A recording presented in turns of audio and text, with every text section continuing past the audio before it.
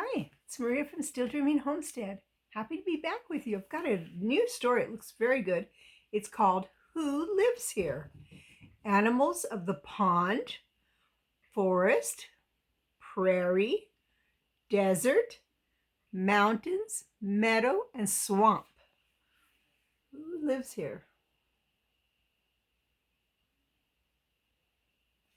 This looks like a very good book to me. Let's see who wrote it.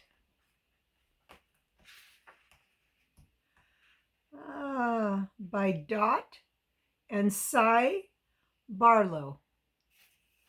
Those are the people that did it. Animals live almost everywhere. They hide in the grass or under rocks. They nest in treetops or in burrows underground.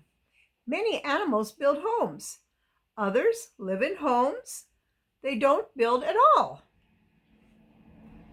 They roam around in the open, searching for food. You may live near a garden or a meadow, or visit a pond, or go to the mountains. If you do, watch closely, listen quietly, and find out who lives there. I'm going to show you some of these pictures. Like, who lives here? See somebody who lives here. See someone else. And here. And here. And here. Here's some more. This would be out on the prairies. And this looks like it's the desert.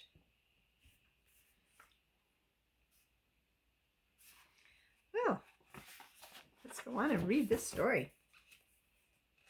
Who lives here? A pond is a place for many animals. I'll show you some pictures of them. Some animals live in the water. Others build homes in the mud or tall grass at the edge of the pond. Though the frogs can live on land, they spend much of their time in the water. Dragonflies fly above the pond, hunting insects for food. We call those bugs. The muskrat builds a home of reeds and mud in shallow water. Mallard ducks hide their nests in the tall grass beside the pond. So here's like the mallard ducks. This bird is called a kingfisher. This is I think, grebe. Here is a beaver. That's his dam. And underneath the water, there's fish of all types. There's even frogs. So, beavers use deep water to protect themselves from their enemies. They make a beaver pond by cutting down logs and branches and building a dam across the stream. A dam is when they build like a wall, and that blocks the water so it can't go out as fast. And so the water will build up the wall, the beaver dam, and then it will flow over, but that will make this part deeper. Beavers' homes are called lodges. They are made from branches covered with mud, stone, and plants. Let's see, here's a beaver dam right there. You see that beaver dam? And there's the beaver. It's bringing sticks. The lodge is a dry room from above the level ground, water. Underwater, beavers store soft wood and bark for their winter supply of food. See that? This beaver has a family with some little babies. And underneath here, see? Soft wood. Would you like to eat wood?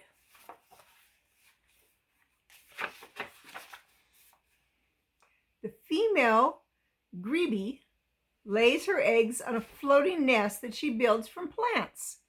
If she leaves the nest, she hides the eggs under more plants. There she is, the grebe. The painted turtle sleeps through the winter in the mud at the edge of the pond. It doesn't come out till spring. There it is. The kingfisher, belted kingfisher, dives into the pond and catches fish with its beak. Belted kingfishers do not build nests as other birds do.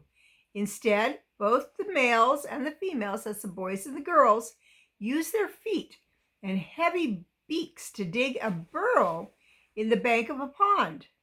They raise their babies in a large space at the end of the tunnel. So here you can see how they fish, diving down, and here you can see how he made a tunnel. There's the babies at the back of that tunnel.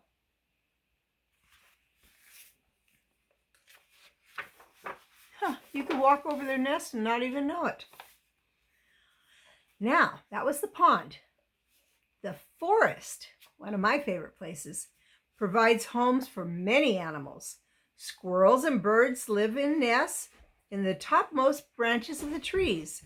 Salamanders and snails hide under the rocks and tree stumps.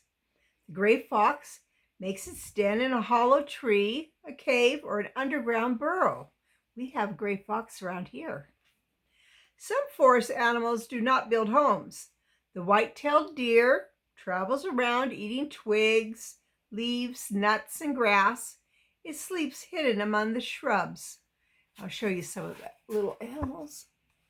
There's a red squirrel, some turkeys. What else do I see? Oh, here's a gray squirrel down here. And a box turtle is here, and a salamander somewhere over here. Kind of hard to see backwards. And there's more animals. Here's the white-tailed deer. It looks like a hawk. Here's a possum. Look at how they carry their babies. And there's a bird. All sorts of animals live in the forest.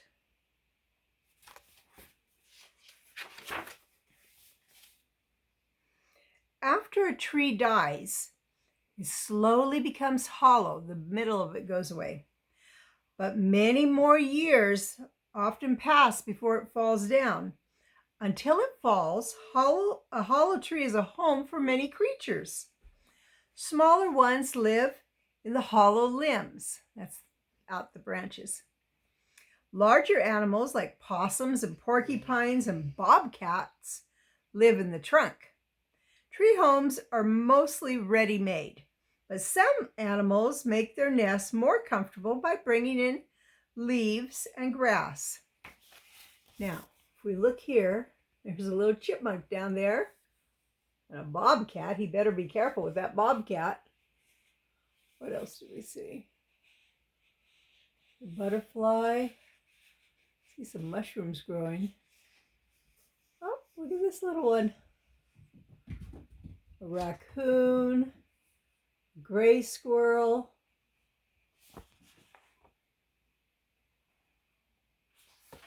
Here's the squirrel's nest.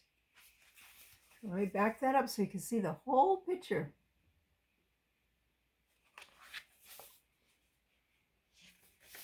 Sometimes bees make their homes in it too. Now we're going to go on to prairies. Prairie is a kind of flat, mostly flat land, and it has lots of grass growing, but not many trees.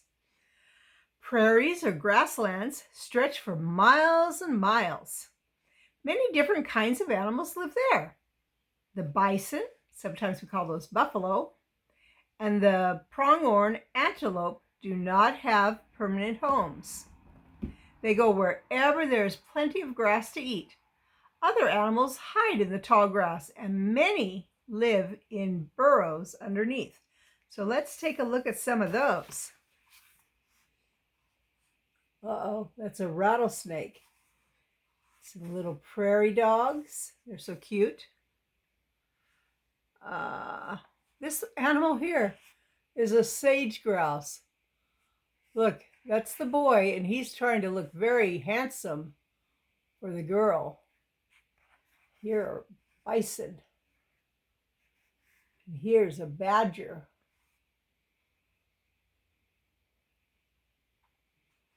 And look up here. What do you see? Big hawk of some type. Let's see some more of the animals. Here's a little pack rat, skunk, a burrowing owl. I think that's a bobcat. White-tailed jackrabbit. Oh, a meadowlark. That's a pretty bird. And here's the pronghorns they were talking about. Here's all sorts of prairie animals.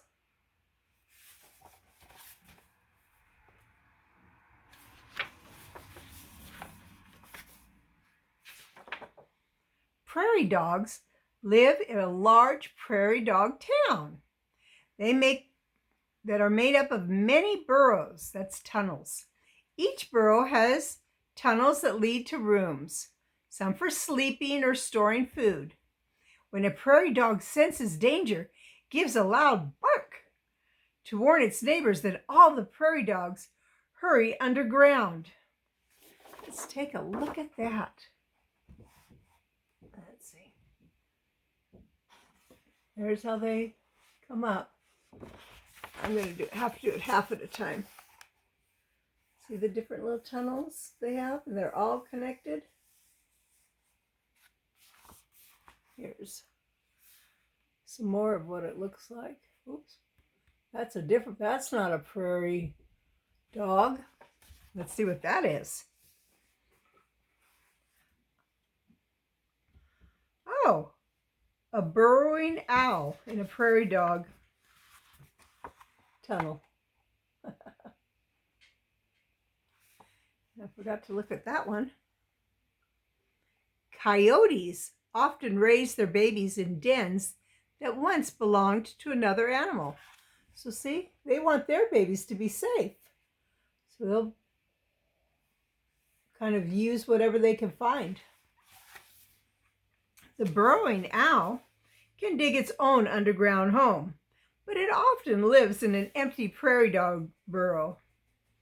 This is not always good. Burrowing owls sometimes eat young prairie dogs, and prairie dogs will sometimes eat a burrowing owl's eggs. Okay, that was the prairie. Now we're going to talk about the desert. The desert is very hot and dry. Some desert animals sleep during the day to protect themselves from the hot sun. They come out at night to hunt for food. There's not much water in the desert, but desert animals get almost all the water they need from eating plants and seeds. Here is a picture of the desert cactus. Let's see what we see. A coyote, a striped skunk. Oh, look at this. A desert tortoise. Tortoise is like a dry land turtle. Oh my goodness. These look kind of like pigs, but they're called peccaries. And there's birds. There's just all sorts of animals. And of course there's hawks. Here's a lizard.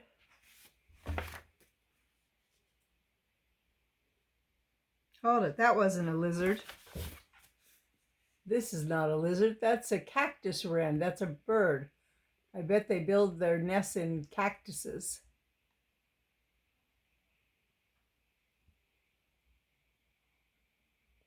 Look at that tiny little owl. You see how that has that hole right there? I like reading these books, but they're kind of hard to show the pictures. The kit fox digs its den in the soft desert soil. It makes several openings so it can get out quickly.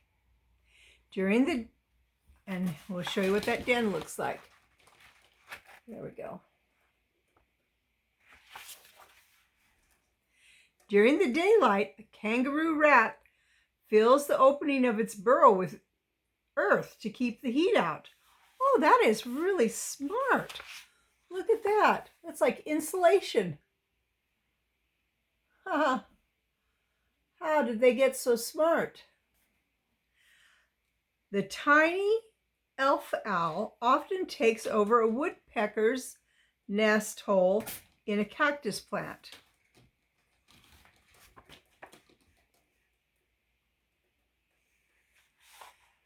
Here is a spider. That's a trapdoor spider.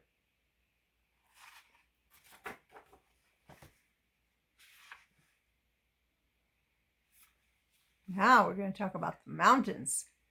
Mountain goats and sheep. Oops, somebody tore out a page.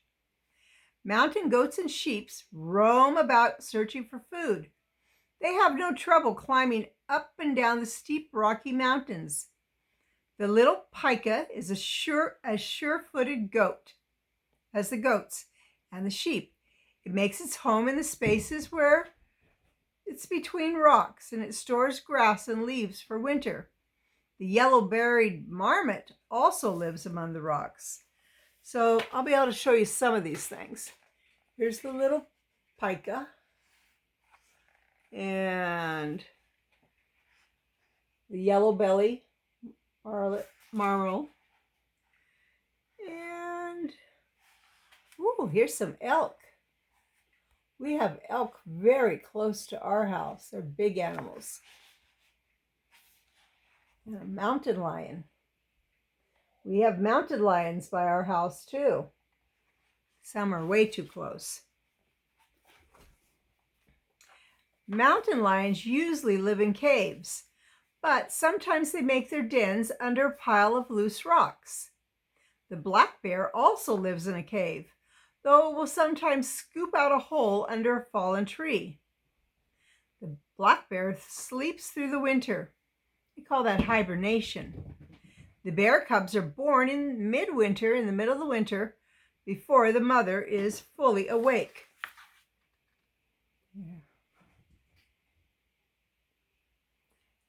And here's a snowshoe hare. They're brown in the summertime, but when the snow comes, God made it special so that they would turn white, and that's a protection or a camouflage. A meadow or a field is an open space with short grasses, many wildflowers, and low shrubs. A garden with a lawn is like a meadow, but it is planned and taken care of by people. Many of the same animals live in either gardens or meadows. Now, let's see some that you might be able to see. I got to do it in half. There's a little fox. Skunks, they live in a lot of places. Here is a garden spider.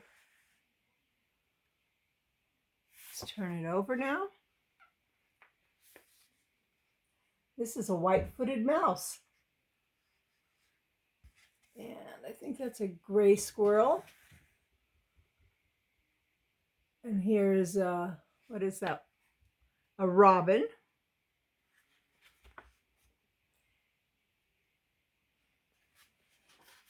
There's other type of birds that come there too, but those are some of the main ones. Moles. Now that's something I have problems with at my house. Moles dig very fast through the earth, making tunnels as they search for food. Their eyesight is poor, but their noses tell them where to find food. Moles eat harmful insects and grubs, but gardeners don't like the ugly ridges and molehills that moles make when they tunnel through a garden. And I don't like it because you can trip in those holes.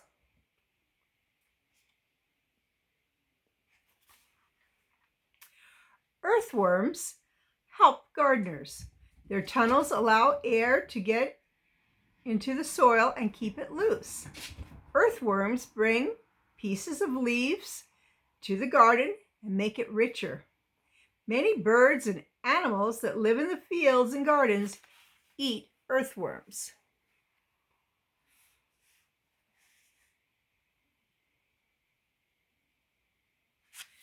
And I'm a gardener, and I love to have earthworms.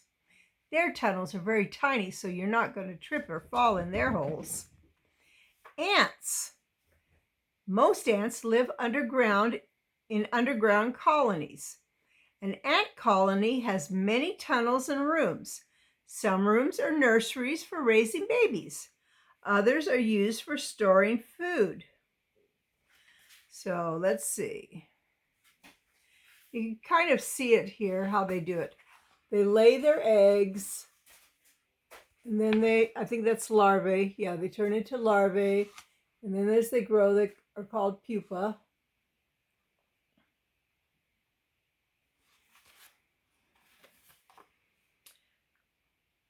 I don't really like having ants. But I guess they have a place that they get in my beehives. Now a swamp.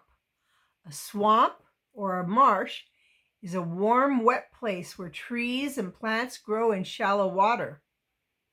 It can also be a cold place. My kids in Alaska live in a very swampy area. The rosette spoonbill makes a nest of sticks in low trees or shrubs. Raccoons usually live in hollow logs, though they will sometimes live in caves near the swamp. Most of the animals that live at the swamp are good swimmers. The marsh rabbit is a very good swimmer. A rabbit that swims? It builds its nest in the tall swamp grasses. So here are some things that we can see. See a little turtle, a raccoon. Ooh, that's some sort of snake. There's the other part of it. That's a cottonmouth. They're very poisonous. What else do we see? Just several types of birds. Now this swamp is in a very warm land. Here's the spoonbill. Can you see why they call him that? I think that's a heron. These are swifts. No, swallows. Swallows. I can see why they'd have... Ooh! I almost missed this. Alligator. I don't want to go in any water that has an alligator. Well, or a cottonmouth. Alligators live both in water and on the land. An alligator builds its nest on the land. The nest is made of plants. The eggs are hidden inside until they hatch. Wherever animals live, in the swamp, the meadow, or mountains, they need a place to raise their babies or hide from their enemies and to find food. You see that alligator? So they need a lot of the same things we do. We need a place to raise our children, to keep us safe, and a place close to where we can get food, even though lots of times we go to the store for that. We can grow a lot of our own food. I hope you liked this book, Who Lives Here? Next time you're able to go outside, I want you to see if you can find any type of little creature that lives close to where you are. If you find one, maybe you can write a comment for me and tell me what you found. All right. Good night. It's Maria from Still Dreaming Homestead. I want to pray blessings on you and yours, in your house and out of your house, in the day and the night. Whatever you do, keep dreaming. Good night.